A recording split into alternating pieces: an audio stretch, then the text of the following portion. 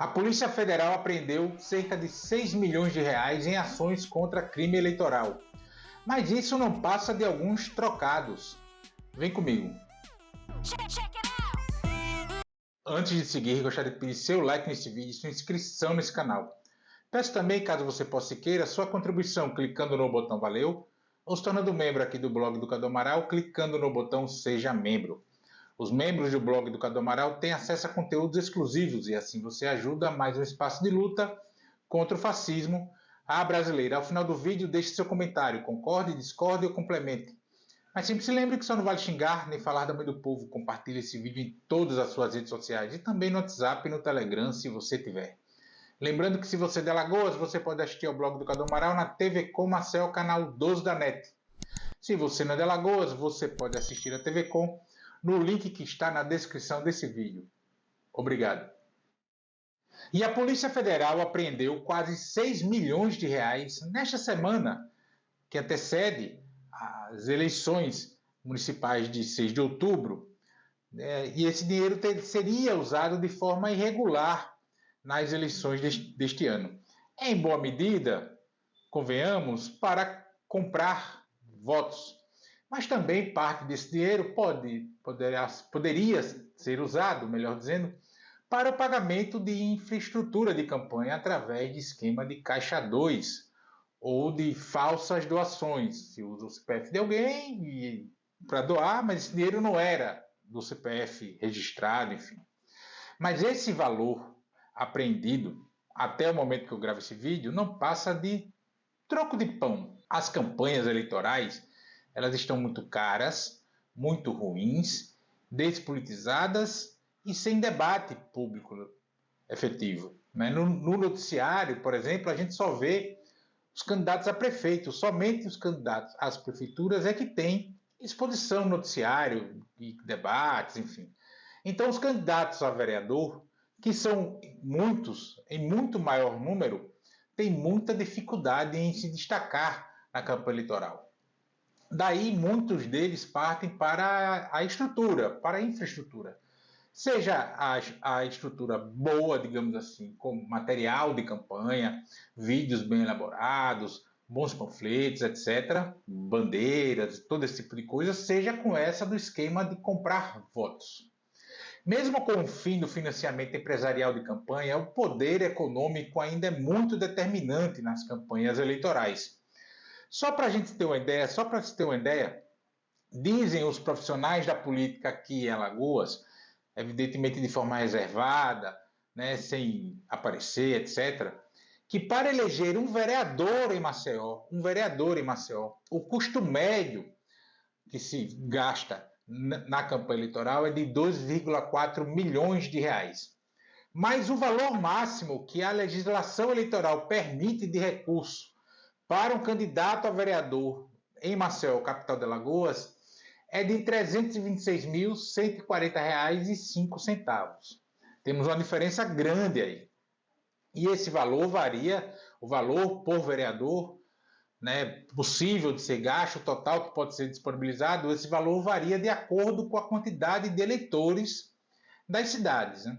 Há poucos dias antes de eu gravar esse vídeo, por exemplo, foram apreendidos aqui em Maceió R$ 500 mil com uma pessoa que seria ligada a Pauline Pereira, prima de Arthur Lira, presidente da Câmara de Deputados e candidata a prefeita de Campo Grande, cidade do interior alagoano. Depois foram apreendidos R$ 790 mil, sendo R$ 300 mil apreendidos na cidade de Barra de São Miguel. Mas não se sabe se o dinheiro era para uso na eleição daquela cidade. O dinheiro foi apreendido lá.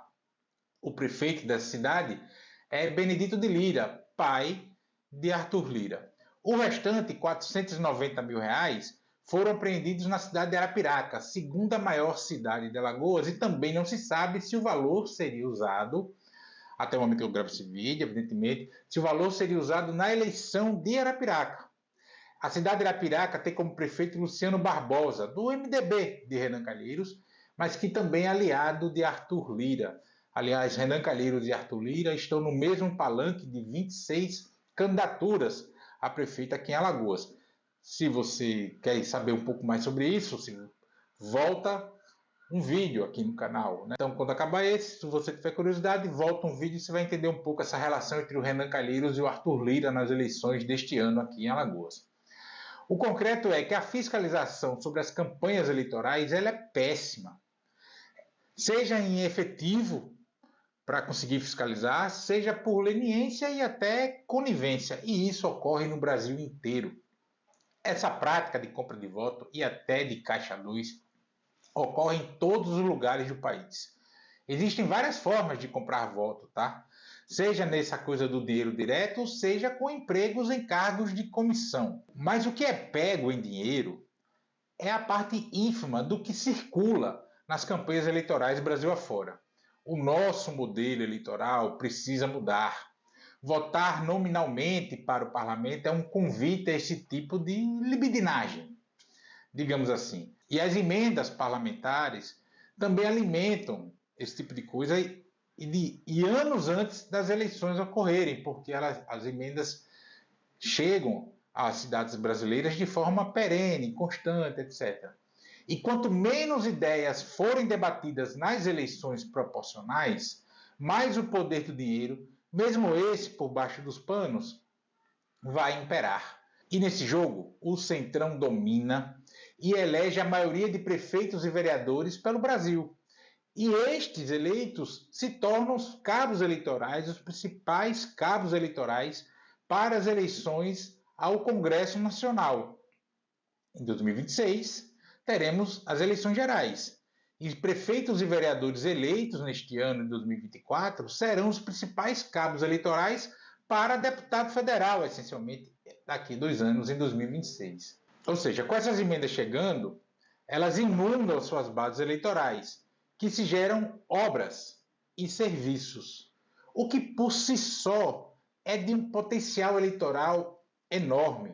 A maioria das cidades brasileiras, gente, depende somente das emendas parlamentares e do fundo de participação dos municípios para se manter.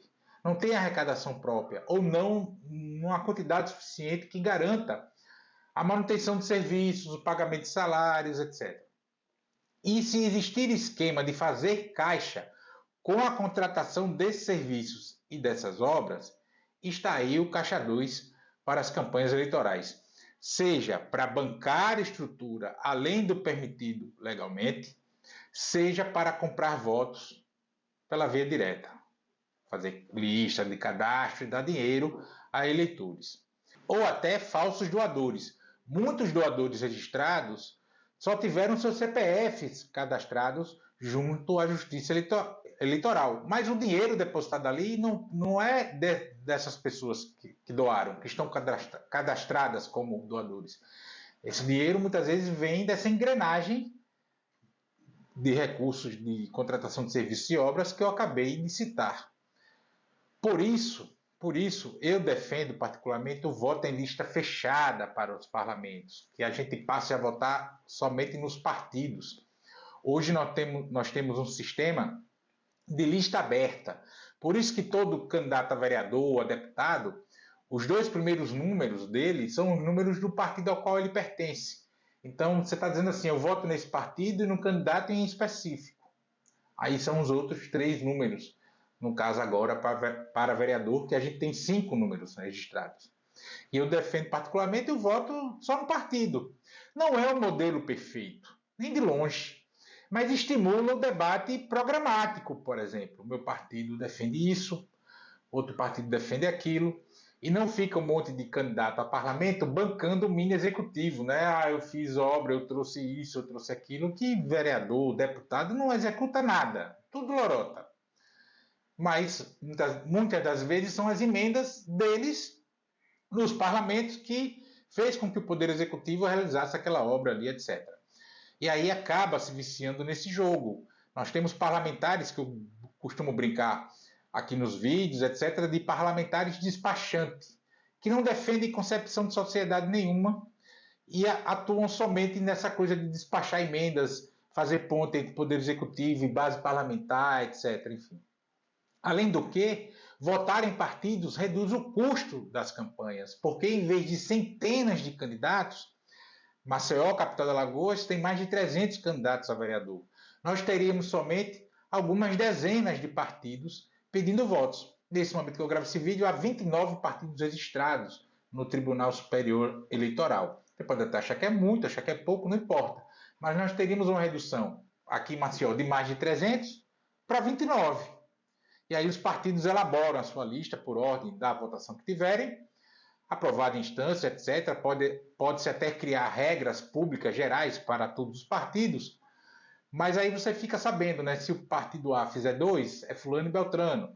Se o partido B fizer 2, é cicrano, etc. Enfim. E isso diminui os custos, inclusive das campanhas eleitorais. Porque é isso, nós vamos sair de 300 pedindo voto para 29 nos números de partidos registrados neste momento. E até para os eleitores médios, que não acompanham os pormenores da política, não acompanham a política, facilita a vida deles para escolher em quem votar para os parlamentos. Porque hoje, como tem muito candidato, os cargos para executivo são menos candidaturas, mais exposição, tem debates, tem todo esse tipo de coisa. O eleitor médio ele consegue escolher em que candidato votar. Quando chega para o parlamento, por ter muito, ele não acompanha, etc. Sai um monte de pesquisa aí. A maioria dos eleitores escolhe o seu candidato a vereador, muitas vezes 2 dias, 3 dias antes da eleição, às vezes na véspera mesmo, né, no sábado, antes da votação. E aí ele acaba perguntando ao padre, ao pastor, ao amigo, ao primo da família, que é tido como entendedor de política, etc. Enfim, ele não escolhe muito com a cabeça dele. Né? Ele precisa de influência, acaba se deixando influenciar porque ele não sabe, não acompanha, e ninguém é obrigado a acompanhar política diuturnamente. Vamos lá, o ideal seria que fizesse, mas obrigado ninguém é. Então, votar nos partidos reduz até essa influência de terceiros sobre o eleitorado, né?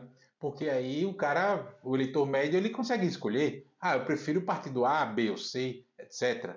Né? Em vez de ter 300 que ficam pasteurizados na campanha eleitoral, porque é muito candidato, muito pouco tempo de exposição midiática, de propaganda, acaba se pasteurizando e aí dificulta essa escolha. Mas enquanto o nosso modelo eleitoral não mudar, seguiremos nesse jogo, o jogo do poder econômico.